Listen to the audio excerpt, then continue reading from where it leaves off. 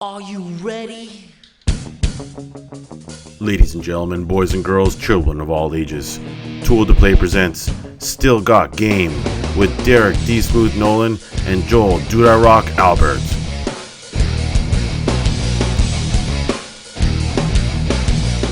This episode of Still Got Game is brought to you by Think Geek and the Craft Beer Club.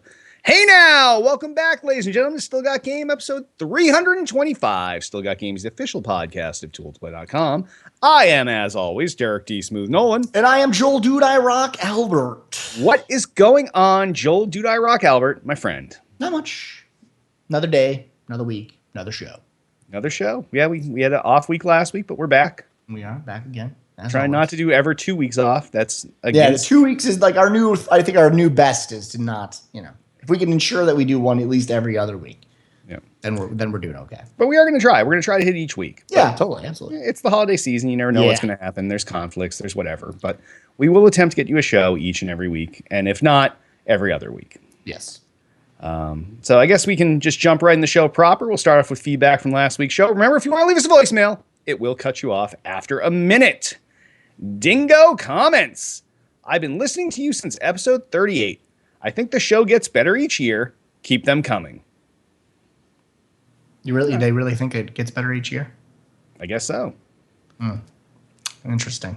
Yes. I do too. I'm just, We keep getting better and better. It's like it's clear. Malcolm Gladwell, 10,000 hours, Right, yeah. At We're this well point, past 10,000 hours. Yeah, right. So yes, we are attempting to get better and better, and we appreciate the kind word dingo. Yes, we do. Also, twisted comments. I've never laughed as hard as I did last episode when D Smooth was commenting on Soft Encounter's iTunes review. Each time he said, sentence in a sentence fragment, I completely lost my shit. One of the funniest episodes ever. Yeah, that poor guy. Yeah. That was the show where we gained some viewers and definitely lost one. We lost someone that Lost was for willing to go sure write one. a review. Yeah. But we already got him to write the review, so, we're good. That's true. It was a 5-star review locked in there. That's like the cost. Like we trade one out when we, get the review. We trade that one out and we get hopefully 2-3 new people off those. It's a short sum gains here. You take one step back, 3 steps forward, one step. As long as the forwards are more than the backs, we're good. Simple math, people. That's how we get this show rolling. Yeah. And who knows? Maybe someday Soft Encounter will come back and lead the charge with a sentence and a sentence fragment. All right. And last but not least, Bert comments. I like your show a lot. If it was a girl, it would be banging hot.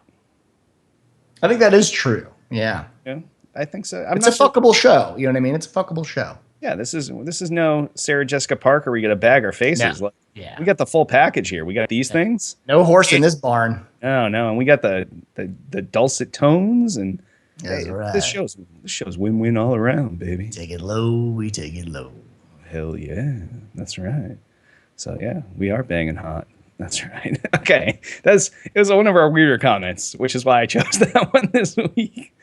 There was part of me that wasn't even sure if it was supposed to be like a rhyme. Like, I like your show a lot. If it was a girl, it'd be banging hot. Like, does it that's like old school Vanilla Ice lyric that just got dropped right there. Is that what you're saying? Like where the syllable count is wrong in the two things that rhyme, but they rhyme. It's total Vanilla Ice. Yes, That's right. yeah. So let us know, Bert, if that was just a coincidence that you rhymed lot and hot, or you were really trying to lay out some fresh beats. Because if you were, we ate them up. We loved them. Fresh beats all over this joint. That's right. All right. Well, if any of you have feedback like that, you can give us a call, 773-527-2961, or you can email us at podcast@tooltoplay.com. And in site-related news, I got nothing. Nothing as well. Perfect. Business as usual. The huge. All right. Well, then, Jay, on that, why don't we meander on over into what we're playing. Joel Dude I Rock Albert, what have you been playing this week? So I'm totally into Just Cause. Oh, nice. It's such a great game. Which is ironic because I think it was 2 weeks ago, I want to say, that I was like, there's no way. I've realized one thing. My opinions, don't listen to any of them. They change literally week to week now. I kind of went over this like, I said this, I think last week. I said, well, I'll never play. I don't play single player games anymore. It's a multiplayer world for me. It's been that way for forever. Bought Just Cause 3 on a whim, and I played all the time by myself. It's amazing. It's a great game. It's worth the money. If it's like GTA would have, like, I never got into GTA. I couldn't spend like 8 hours a day on GTA, but the wingsuit in that game is enough for some reason to keep me playing for like 4 or 5 hours at a clip. Nice. That's a big chunk. Yeah, I don't pay attention to the story. I don't even do the missions. I literally will like log in and fly around for like 2 hours and then be like, all right, time to go to bed. And that's it. That's what I do. I blow shit up, fly around, then I go to sleep. That part's pretty fucked up. That's pretty fucked up. Yeah. I think I made a comment in chat and they were like, yeah, dude, that just means you're old now. Like that's what's exciting you now is just doing that. But it's a good game. And I've obviously been playing some Halo and I still do Tuesday raid Destiny, just to do hard mode every week, once a week with Mr. Hitman. Nice. We have a good time. Hit's an amazing player. Nice. He said sarcastically. Yes. What about you? What have you been playing? Just Destiny. That's about it. Have you done the racing? Yeah. I've been doing a lot of SRL this last week. And it's a nice time filler after you're done the raid. You bust out SRL. You get home. You have like 10, 20, 30 minutes. You can bust out 3, 4, 5 SRL races. And these things are dropping loot that it's racing loot. So it doesn't really have the stats you want. But it's got high enough stats on it that you can... light levels that you can just sharding into your better shit. Like, so is it 320? Like, what is that? I've got 319s. Interesting. Yeah. Now, granted, I already had a bunch of high 3-teens. Yeah, right. I mean, especially since challenge modes came out, like you can essentially get a full set now of 320 if you just go do the challenge mode. Have you done the challenge modes on hard yet? We did the challenge mode last week, and we're finishing up this week's one. We have the Golgoroth save, and we're doing that tonight. So yeah. Nice. Golgoroth was pretty easy for us. I think didn't that take us less time to do than War Priest when we did it last week? I remember it was really depressing. That's all I remember. Do you guys usually do 6 bubbles? Yeah. Well, so no one ever does 6 bubbles. We always do one. The people that do 6 bubbles are just, in my opinion, doing it wrong, even though that's the right way. Like if you want to waste all of your time, you can do 6. Yeah, but just do the one. There's a strategy with the challenge mode where you do 6 bubbles. But you basically you pass it back and forth, and then it's business as usual. You really only go into the jizz for the time that you're doing the damage, but you just immediately get out, swap between 6 people, and then go and do it again. Yep. So it's 1 bubble 6 times every round. It's very simple. Yeah, wasn't that nice? Yeah. But yeah, I mean, Destiny's. I gotta give it credit. I have not the racing to me. I was like, I'm sorry, but this is stupid. So I'm not into it. I will. Yeah, I will because I know it's going to keep going on. But the upshot to that is at least they're trying new stuff. And they've recently announced, like, because people were freaking out that there wasn't going to be really new shit. Yeah. And they just recently announced, I guess, that that's not the case. And we're going to get some huge drops in the next, I think they said at least within December, January. Yeah, I think they said January timeframe. Yeah, and then a bigger one. In 3 months. Yep. So that's pretty good. I mean, that's the life cycle of the game is doing well. And these little things that they're doing, at least, to some people, keeps them interesting. So as soon as you're past year 1, it's tough to keep people interested. So I think they're doing a great job with it. Yeah, they're doing a pretty good job so far. So yeah, they've got me. They got you. All right. Well, Jay, normally here we would jump into the new releases, but the only new release out this week is Minecraft for the Wii U. We've talked about Minecraft 8 million times, so we're not even going to cover it this week. So on that, why don't we hop on over into gaming news? First story. All right, first one up. Our old friend Peter Moore is going to head up EA's new esports division. This is a little weird, but I guess it makes sense. So EA's Peter Moore will soon step away from his role as the chief operating officer and into the new position within the company as EVP and chief competition officer, the weirdest title I've ever heard in my entire life, of the firm's new competitive gaming division. According to an announcement from the president and CEO, Andrew Wilson, the EA competitive gaming division is the latest step in the firm's journey to put players first, which, if you know EA, is the weirdest thing that you've ever heard, because I don't think that's ever occurred in EA's entire life on this planet. They certainly put some things first. The player tends to not be that first thing.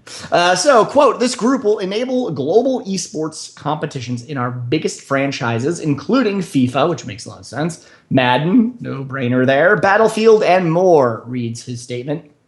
The competitive gaming division will be, quote, built around the following pillars, according to the announcement. Competition to create highly engaging competitive experiences within our games, officially supported by EA. Community to celebrate, connect, and grow our community of players across all levels of expertise. Entertainment to develop live events and broadcasting and bring the spectacle of competition to millions of people around the world. All very good things, I suppose. Quote, there is no one better in our industry to lead the new effort than Peter, which I actually agree with. He continued. Quote, he is an early pioneer in championing competitive gaming programs such as FIFA's Interactive World Cup, the EA Sports Challenge Series, and Peter's personal passions for the player experience, sports, and competition make him a tremendous leader of this new division. Moore will work with his new group and will remain COO through the end of, fiscal 16 before shifting full-time to this new position.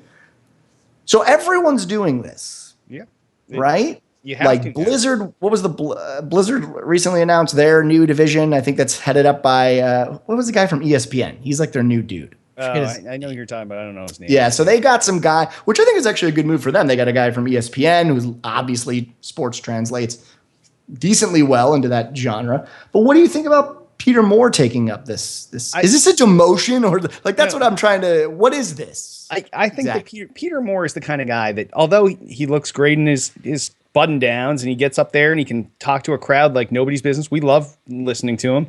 But he's also a real personable guy. He's great to talk to, and he's the kind of guy that you want out there shaking the hands and being your liaison with the pros and bring people into. People are going to play these games competitive anyway, so why not be the guys that are championing and harnessing that professional gameplay for your games and keep it under your umbrella instead of passing it off to a third-party competition service. So yes, but like on the level of Peter Moore as a leader within EA, is it a demotion or no? I don't know. I think giving him an entire division is better than being the chief operating officer. When he was the king of EA, and that was kind of a bigger thing, and then they brought in Andrew Price, Andrew Card's not, it's Andrew Price. When they brought him in, he started doing the press conferences. The conferences were a lot less interesting than when Peter Moore was doing. I do think that's true. Yeah. He's much more dynamic speaker. He's he really can build up excitement, get a crowd going, and he's been there. Like, he was Mr. Dreamcast. The thing that should have been the greatest console of all time that was ahead of its time was a Peter Moore brainchild. Yeah. So I think that putting him in something else that's new and giving him a chance to grow it and succeed is probably your best bet, as opposed to picking someone from outside or trying to pick someone else from in the company. Take the guy that has done this over and over and over. Peter Moore went to Xbox. He did great over there.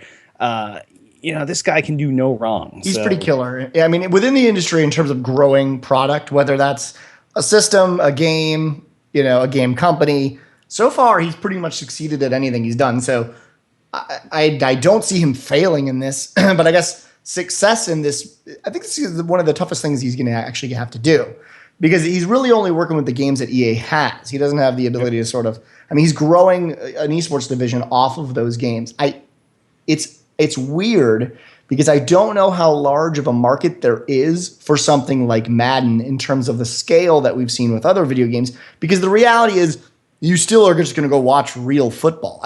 When there's the translation between like this thing that you do in real life that's the same in the game, I find it odd to have an esports competitive arena around those. I thought it was odd with FIFA, even though I think it did decently well when they did it before. It's just weird. It's like, it's not an FPS. They have Battlefield, and I think that's okay. But I don't know. I feel like he's going to have some struggles here, at least in terms of their competitive division versus Blizzard, who has a real arena of games that have consistently worked well in the competitive arena. So yeah, no, I wouldn't be surprised too if we see Titanfall 2 show up as one of these competitive games, because they need something other than the squad based Yeah. positional tactical type first person shooter, and something that's more twitch and run and gun, and I'm sure that part of what's driving the Titanfall 2 development has to be what they want to build some sort of esport out of it. And if there's someone to do that, Peter Moore's your guy. Yeah, it's just I guess the cool news about this is almost not that Peter Moore's doing this or even that EA's doing this, but that everyone is doing this. Yep. Like it's now a thing. Companies are all sitting up and looking around and saying like, if we don't have an esports division, we're almost like dead in the water. And every game is, when there's a multiplayer component, they're all looking like, can we make this an esport? Is this good for an esport? And building divisions around that. And we haven't seen anything as large as this since, I mean, like Halo 5. I give them a lot of credit. It's a great game. They did a really good job with it. And more than anything, they are pushing the shit out of the competitive stuff, copying everything that Valve's did with the matching of a prize pool. That's all crowdfunded. Yep. Great ideas, things that have already worked that they're using to push forward. So, yeah, man, it's pretty cool. I guess by the time E3 rolls around, this should be full swing, and we'll see exactly what he's done. Yeah. Hopefully we can talk to him at Pactor's party and pick his brain. All right. All right, next story. All right, next story. You can slow down time with the PS4 video editor update via joystick. I don't know that I care about this, but oh well. Sony has an early gift for you this holiday season. More tools for its PlayStation 4 video editing app called the Share Factory. It's a factory of sharing. It's in the title. The electronics giant says that the ability to manipulate time has been among the most requested features, and that's where Time Bender comes in. Trademark. With it, there's no trademark. With it, you can slow down or implement time lapse to your gameplay footage. What's more, Sony also is increasing the number of clips that you can add to your masterpiece. The new limit is 50 videos and 12 sound bites, music, all that other jazz. Oh, and Sony is working on editing contests of sorts as well, dubbed Share Factory events. The first one's in the works right now, and you can expect details of what game developers and publishers will expect for its inaugural event in terms of the creation requirements fairly soon. Sony also is adding in a few other bits, including new scene transitions, filters, music tracks, and the ability to layer stickers, and texts on videos. The outfit says, so far, folks have crafted more than 18.9 million videos, which is pretty crazy, with over 5.1 million downloads of the app itself. So that's something like 3 videos per download or something like that in around 7 months' time, which is it's pretty good. I would call that successful. Remember, though, that there are 30 million PS4s, so that ratio kind of is a little less impressive because I don't believe that videos really matter. But so what do you think? I mean, you thought this was a cool thing. Yeah, I think this isn't a bad thing. I know a lot of people prefer to take their video, they put it on the PC, they do all their post-processing there, and they put it out. But not everybody has a PC that can do that. So for some people, the most powerful computing device in their house is their console. And if you look at the feature set that Xbox gives you for video editing compared to even what Share Factory was before this, there's a lot more on Sony's side as far as being able to edit and produce your videos and then publish them out to the internet from your console. And this is just widening that palette of tools available to the user. And you can't complain about that. It's something that doesn't cost you any money, and they've updated it with all these extra features. It seems like a good thing, and the more video content that gets out there, the better. And whether it's a promotional tool, like it's the thing that they're building to promote the brand of the PlayStation. But I always just wonder. I mean, like it was said in the story, there's 30 million systems out there, roughly. I mean, depending on how you look at it, because it all could be from a lot of power users. I would imagine a lot of this 18.9 is power user generated, multiple videos from the same system that are coming out. Yep. It doesn't seem like it's that big. We talked about it. We make our own clips on the Xbox just because it's so easy to do. But we're never really sitting there then going back and doing, because we can do some of these things in Xbox, not everything. Yeah. But we don't spend a lot of time doing those extra things. It's sort of like a one and done thing. I'd imagine that's the case with this 18.9, that everyone is not really creating full videos. Maybe they're just taking clips and then that's it. They're trimming them down a little bit. Yeah. And putting them out. But at least we know that those 18.9 are not raw clips, because that's not right, because they're part of Share Factory. Yes, yep. Yeah. So at least somebody has done some post editing of them, and and it's content that's going out there. And for a lot of people, well, first off, out of the 30 million, a lot of people don't stream. They don't do any sort of videos or anything else. So, Right. and that's not what they're interested in. They're just interested in playing games. The people that want to create content that do not have at their disposal some method to do it, these methods built into the consoles now are a great way to go ahead and let you get your feet wet, get your foot in the door, and get some content out there without having to make a huge investment on a high-end Yeah. PC. So, And Sarcasmo in chat just said that he uses that shit all the time, and I think that's true. Like, so there's a power user set. I feel like there's a set of people, but it's a low percentage. I think we were talking, actually, Sarcasmo, we were talking about you before the show. You were one of the only ones that we could come up with, I think, that uses it, or what, Selden too. I think we said, yeah. So, like, out of all of the friends on my friends list, 2 people that I'm aware of used that as, a tool. But like Derek said, I think it's a promotional thing. It's free publicity for the game, free publicity for the system. So it's, good, I guess. It's free, yep. right? How can you complain? Yeah, good stuff. All right. All right, next story. So Rock Band 3 export now available for Rock Band 4. This is via IGN.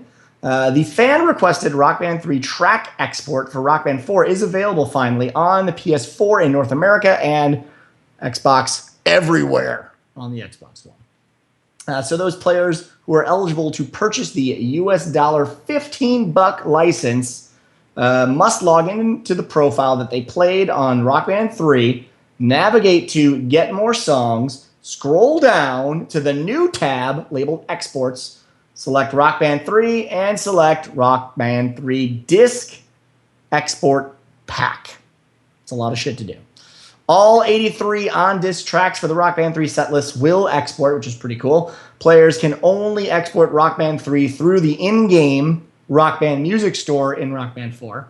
You will not be able to find the key through the first-party stores or online, which I feel is a little weird and a little roundabout. Makes it kind of hard to do. For a fee, Rock Band players have been able to export the tracks from all previous Rock Band discs, with the exception of the Beatles, of course, because of licensing, which was never enabled for an export, in order to maintain one central music library compatible with the latest Rock Band game. Harmonix has committed to bringing these exports to this generation from the PS3 and Xbox 360, respectively. Harmonix announced Rock Band 3 will be the first such export in late October. Harmonix is still working on supporting previous Rock Band exports to Rock Band 4. These will be made available in 2016. Rock Band 4's first major update is set to arrive, earlier this week, bringing with it a new and unforgiving brutal mode. So this is like to me, I mean, I said this already, but this is a story that I don't give 2 shits about. I mean, I know it's good for other Rock Band people. It is, and it's something that should have launched with the game. I think so. Really. Right. And I felt like they had a real set in stone launch date. A lot of features did not come out at the time the game came out. The store was almost completely broken in game for getting your old songs, your old DLC songs that were supported, Right. and even getting them into the game. Right. But the whole point of Rock Band is to be able to sign on. Like when we used to sign on Rock Band 3, we'd have all 1,800 of Tiff's songs that she had purchased over the years and all the previous discs that imported and everything else. And now you're down to like this small 100-something song library because you don't want to go through and pick each and every song and import them all one at a time from your existing DLC and forget the discs. All those songs were completely gone until now. So at least Rock Band 3 is there, and eventually Rock Band 2 and Rock Band and Green Day and all that stuff is going to be pulled in. But for right now, at least this is a first step. But it's definitely a little later than people would have liked. Yeah, and I don't want to say too late, but it's certainly, I think it hurts them in the opener. You know, when you're selling a brand new game, like you said, part of the allure is you just log in, you got all your shit there, and you're good to go. And I think that definitely hurts them for a game like Rock Band that literally revolves around the music. You kind of have to be there ready to go at launch time. But like ultimately, if you spent the money, it's one of those things where they say, you know, how great of Harmonix to do this for the consumer, blah, blah, blah. But I also at the same time feel like you have to. Like to me, it'd be such a dick move. Like to the point of like, fuck you and never buying another Rock Band game Like, again. you're starting to over on not this do gen. this. Yes, right. Like so. yes, it's good. I'm glad they're doing it, but I also expect it of them anyway. So I'm not like, not clapping like at how amazing they are, the Benevolent Harmonics. I mean, it's great. It's great that it's happening though. So yeah, good on them, I guess. Yeah, sure. All right, good on them. All right. Next All story. right, next story. Xenoblade Chronicles 10 soundtrack DRM hijacks your Y drive. Why? Because it's a drive. Nintendo's highly anticipated RPG Xenoblade Chronicles 10 finally released this week after too much critical praise. A special edition of the game includes an art book, a matted art card, and a custom USB stick that includes 10 songs from the game's soundtrack. Unfortunately, the USB is sporting a nasty bit of DRM that will hijack your computer's Y drive specifically. And if you're using your Y drive now, that could create some problems for you. So basically what it does is it mounts the encrypted folder on the Y drive, then edits the group policy for your computer to block system access to that drive, then edits the registry and hides the drive, which is the most fucked up part. And this was all sort of uncovered and explained via a Reddit user named CS Flame. It does not revert those changes, mind you. That's the worst part. So say you unplug it or you say, I don't want this anymore. All those settings stay.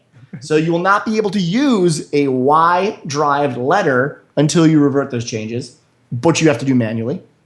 And considering lots of enterprises, including, I actually have a Y drive on my system. I do too. I have a U and a Y. Yeah, I have a X and a Y. That's how I label my dump drives. That's just preference, right? So people, you don't have to use a Y drive. I want to make that known. Oh, But ours to the are point static of- at my office. I was gonna say, but to the point of enterprise, Yep. a lot of enterprises do that, and that's what the story is basically saying. That if for whatever reason you stroll into work, you pump in that USB drive into your work computer, you're gonna fuck some shit up, and your IT manager is gonna hate you for a really long time because you're gonna fuck shit up. So if it's a mapped drive to your Y, you could theoretically fuck a lot of things up. So don't do that at work. So why? Like literally, it's a pun, but why? You feel like people should have learned by now with all these crazy things that DRM have done, from rootkits to everything else.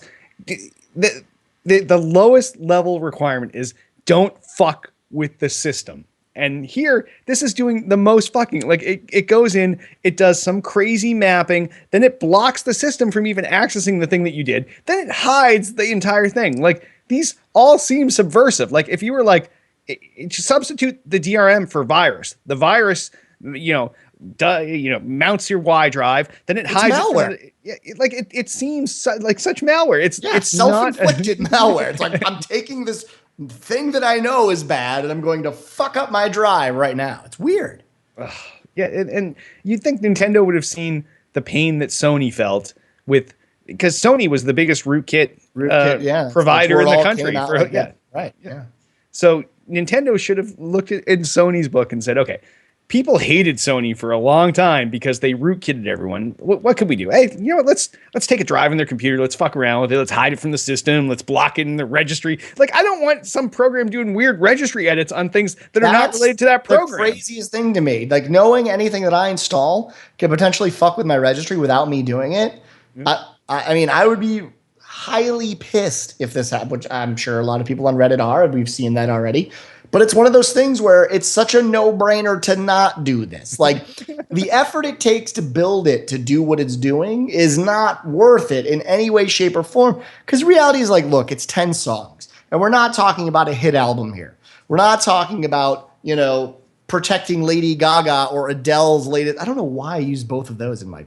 No, those are good. Those are both They're big high-profile sellers. Yep. But there's no reason that you would ever even do that on that level. So why does Xenoblade 10, with 10 songs from a soundtrack of a video game, require you to put this level of DRM? The songs are going to get out there, and also when they do, no one's really going to give a shit because the only people doing this are the people that are buying it in the fucking first place. Exactly. So it's like, who are you protecting at this point? You're certainly not protecting. Well, you're protecting the shit out of my Y drive. I give you credit there. That thing is locked the fuck down. But that's really not benefits nobody, I don't know. It makes me want to fucking murder somebody. It's insane. Hey, Derek, what do you think about this story? Jay, this story has me saying, what the fuck? And on that, why don't we hop on over to the mailbag and voicemails?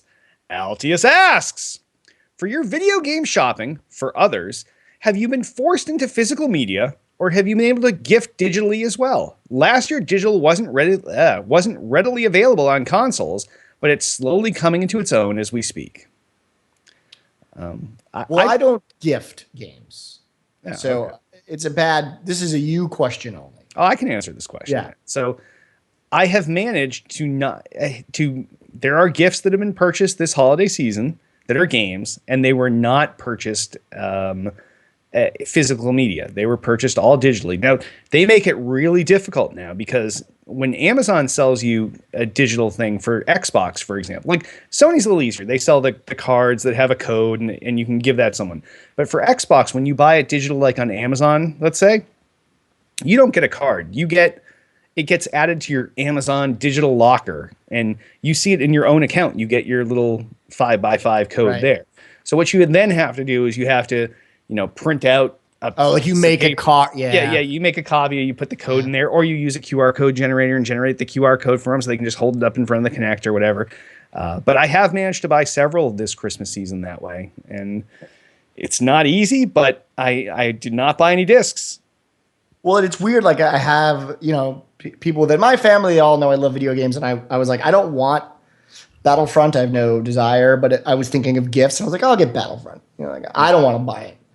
And I'm not getting that digitally because walking them through, right? Like if you're outside of that realm, that world of video games, and you're a buyer and you want to gift a game, it's still too hard for the non-video game consumer to buy that gift for me or another gamer.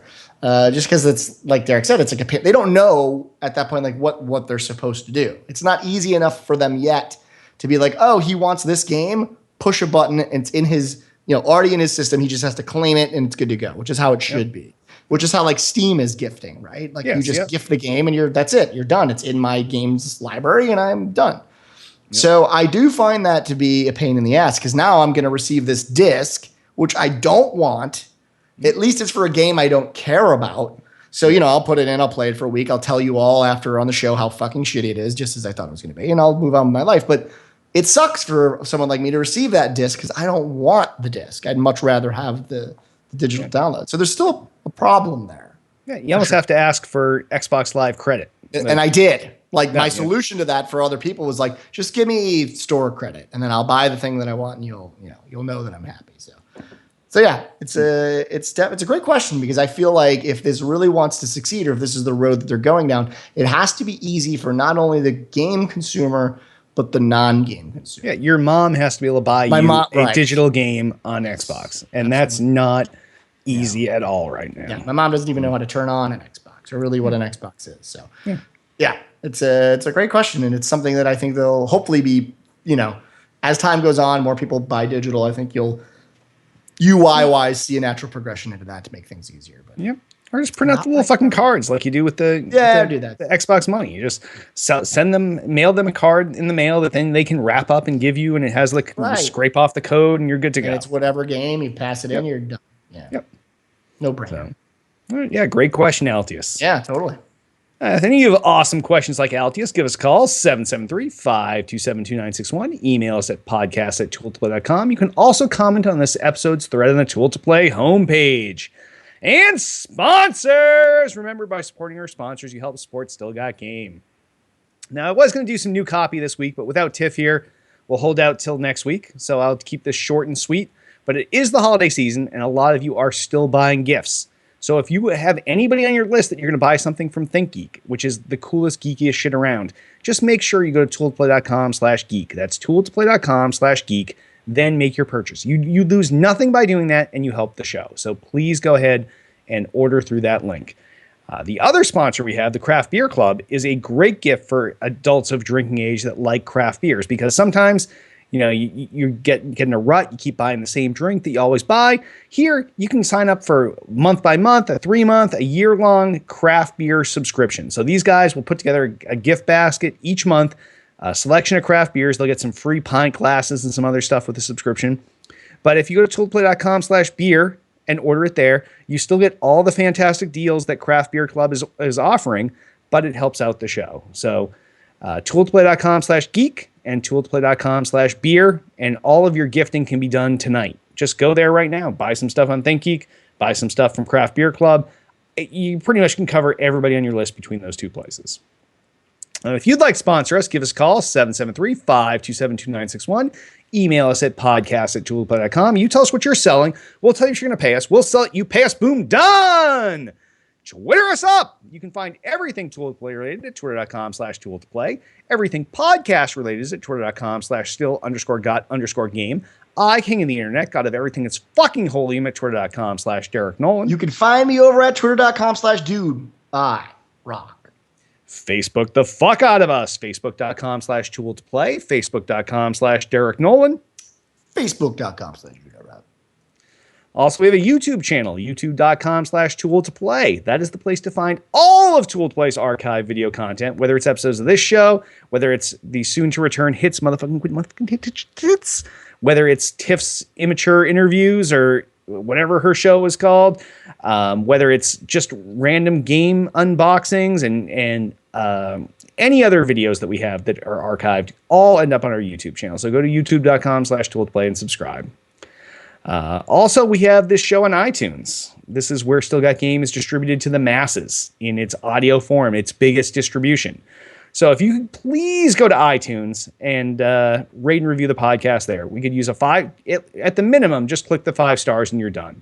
But if we can just ask you to take 2 more seconds out of your day, write a little review for the show. And it doesn't have to be long at all, just a quick review, say something positive about the show, and it really helps us out. And as promised, each week we have a featured iTunes review. And this time, it's from Tool to Play's own Let's Go Meters. And Meters, the review title, good show, 5 stars. And the content of the review, pretty entertaining. So Meters really, he went bare minimum. That's about as little as you can do. That's my style, though. I'm with him on that one. But it is exactly what we need. It's a 5-star review, and it has a review content with it. And I don't deny any of those things. We are a good show, and we are pretty entertaining. I would say we're better than those things, but sometimes you lay out the minimum there, and then you can go over and above that after. So maybe Meteors is planning a follow-up review in the future where he's going to be like, oh, these guys are amazing. But maybe all he had time for was that. Like, he was just going to go 5 stars and like, oh, I'll just do a quickie, and dumped it in there. But we appreciate this kind of review, and thank you, Meters. All right. We also have a Twitch channel, twitch.tv/tooltoplay. That is where we broadcast live all the fucking time.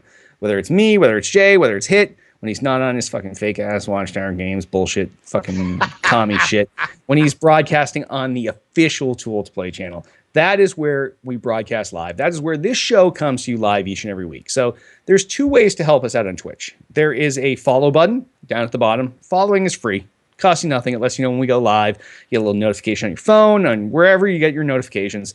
Tool to Play has just gone live with Still Got Game episode 325 with Derek Nolan and Duderock, whatever. But then there's also a subscribe button down there. Now that gives you some benefits in our chat, but it also helps directly support the show. It's such a small amount of money. I think it's $4.99. You can subscribe to the show. And that money goes directly to us. And that is forget sponsors for everything else. You want to support the show? That is your main line. Tap it right in, because that is the way to get money to us instantly. And we appreciate when you Hit is mimicking shooting up on the screen, and Hits was much better than mine. I didn't really know what I was doing. I did what I saw in the movies, but Hit was like pro. He pulled out an actual twisty tie, and he was like, "Yeah, it's a good joke, guys." And now he's passed out in the chair. Is that part of the show? I don't know. Yeah, it was crazy. But thanks, Hit, for assisting me with my pantomiming. But but yes, that is the way to mainline your funds to the show and help us out. So twitch.tv/tooltoplay. Go there, subscribe, and help us out. Before we wrap up, I want to remind you, you can join us here each and every Monday night, 8 p.m. Eastern, 5 p.m. Pacific, twitch.tv/tooltoplay. And on that, why don't we wrap this episode up? I am Derek D. Smooth Nolan. And I am Joel Duderock Albert. Mainlining.